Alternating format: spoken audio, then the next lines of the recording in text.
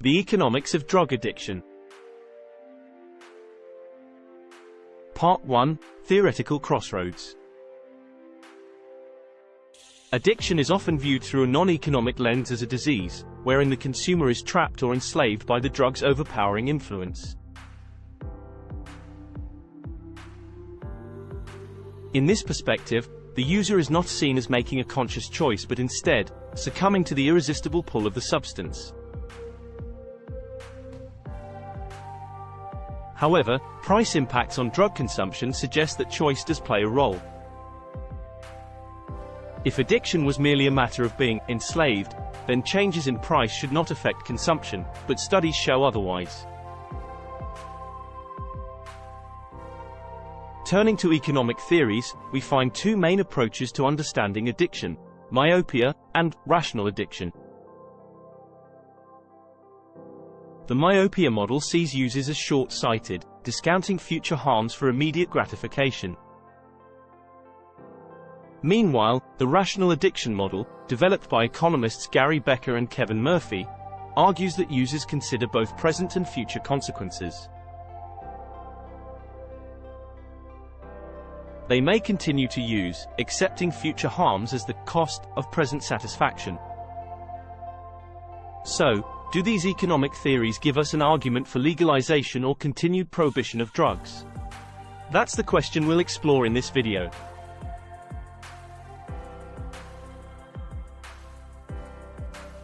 Part 2. Choice restriction. Considering drug addiction from the lens of choice limitation introduces several key factors into the debate. Firstly, regret often features prominently in the narrative of drug use. Individuals may underestimate the long-term impacts of their choices, particularly when they're younger and more prone to prioritize immediate pleasure over future well-being.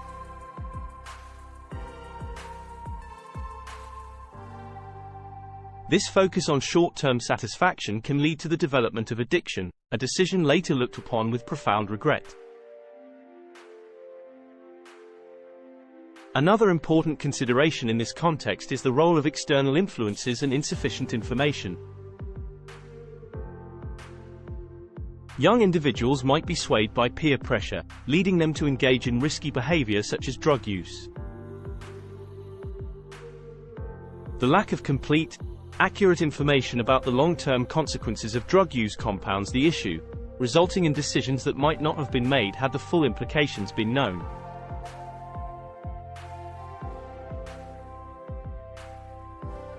Given these aspects, some argue that maintaining drug prohibition is necessary. By restricting access, we could potentially safeguard individuals, especially the youth, from making regretful decisions due to the limited foresight into their long-term repercussions.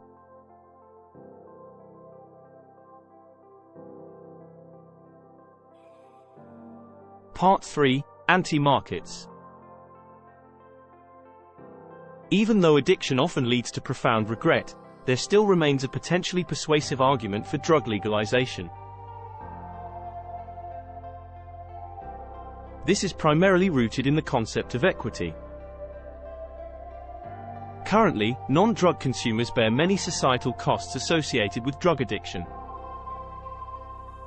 Legalizing and taxing drugs can more fairly distribute these costs, affecting mainly those who choose to use drugs.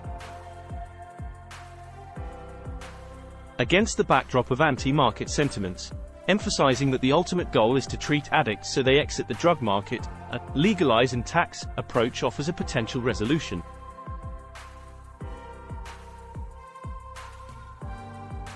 It can generate significant tax revenues that could be earmarked for funding drug treatment programs. This not only matches the cost burden with drug consumers but also provides consistent funding to address the effects of drug use head-on. Despite the complexity and regret associated with drug use, the argument for legalization, as a path to better resource treatment and recovery efforts, remains compelling.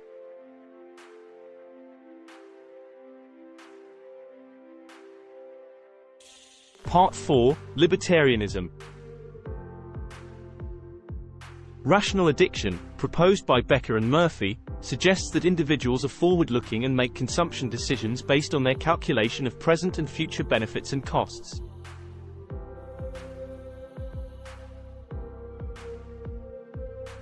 Even addictive substances, then, are not beyond rational choice but a result of calculated decisions. In this scenario, people consume drugs understanding the future implications, and the addiction is a chosen state. If this theory holds, the argument for drug legalization gains traction. Why so? If consumers are rational, they are best positioned to weigh the costs and benefits of their actions.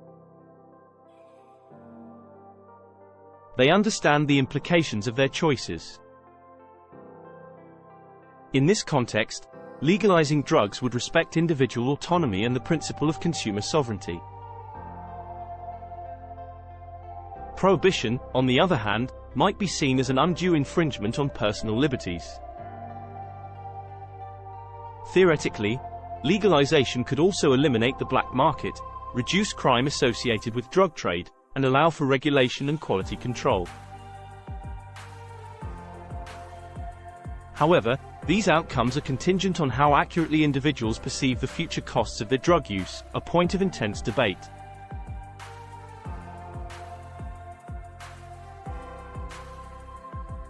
Part 5. Conclusion. The discourse around drugs inevitably stirs a wider debate about the role of government. On one hand, the government is seen as a protector, safeguarding society from the harms associated with drug misuse.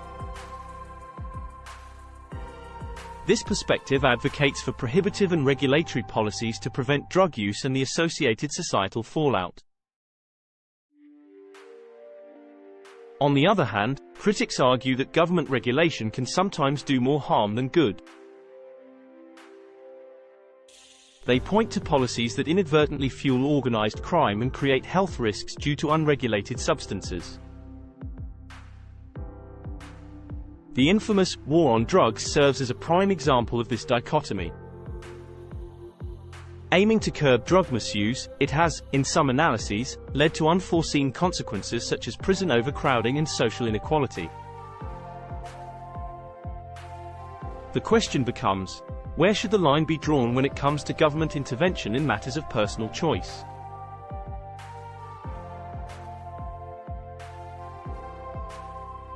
Thanks for watching.